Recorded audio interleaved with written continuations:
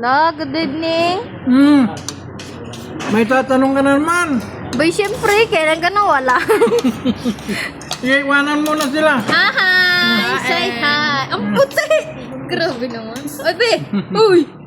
Yun! Sweet! Daddy, hi! Ay, Troy! Pugi kayo. La! Ano naman tatanong mo? Bakit kaya ganon? May amang masipag, tapos yung isa naman, di masipag. May amang tamad, ganon.